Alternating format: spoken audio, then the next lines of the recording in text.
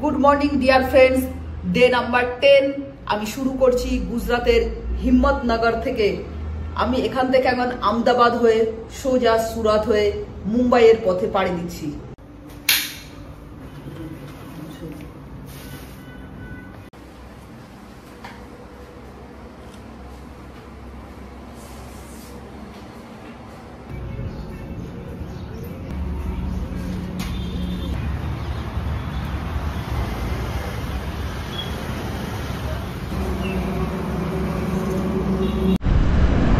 বেরিয়ে পড়লাম, রাস্তায় চলে এলাম।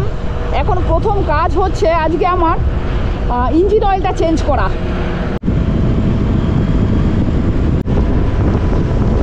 আমি এখন আছি গুজরাতের গান্ধীনগর দিয়ে আমি এখন চলছি। দেখো, গান্ধীনগর শহর পেরোচ্ছি, সুরাত 266 কিলোমিটার, আর আহমেদাবাদ আগে 20 কিমি আগে হচ্ছে আহমেদাবাদ। এখন আমি আহমেদাবাদে ঢুকে গেলাম, ভারতের ম্যানচেস্টার। আহমেদাবাদের ওপর দিয়ে চলছি। প্রায় গাড়ি 2700 কিলোমিটার মতো রান করে ফেলেছে। আর এই দেখো, আমি এটা চেঞ্জ করছি। আমি নিয়ে এসেছি সঙ্গে করে সুজুকি নিয়ে। এটা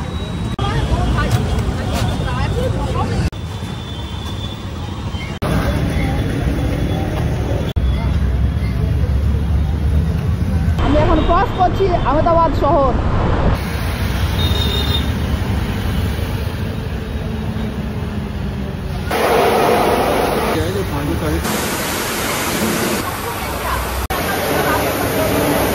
এয়ার ফিল্টারটা বাড়ি থেকে লাগিয়ে নিয়ে এসেছি, এখনো কিন্তু খারাপ হয়নি।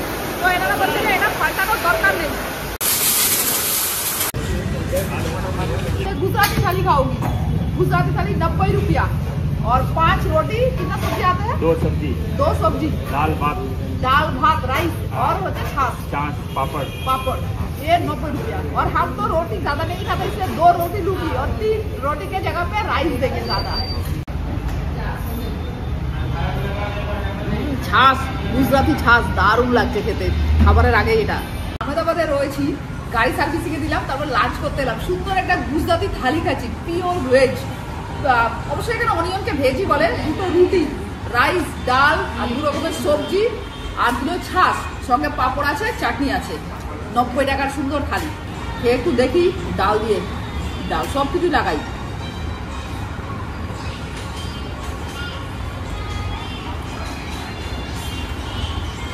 দারুণ বানিয়েছে, রুটিটা তো একদম পুরো সফট।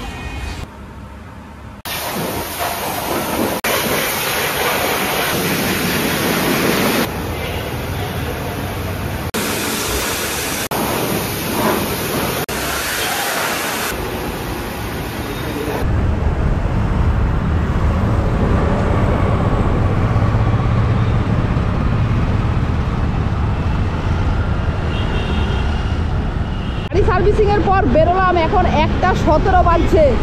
আহমেদাবাদ থেকে রওনা দিচ্ছি গাড়ি সার্ভিসিং করে। সামনে একটা এরোপ্লেনের সিম্বল, দেখি কি লেখা রয়েছে। ও,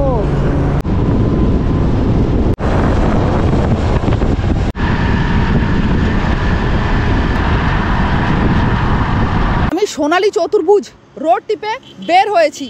এবারে আমার মিশনের যে বার্তা সেটা হচ্ছে সৌভ্রাতৃত্বের বার্তা। সারা দেশ জুড়ে আমি সৌভ্রাতৃত্বের বার্তা দিচ্ছি।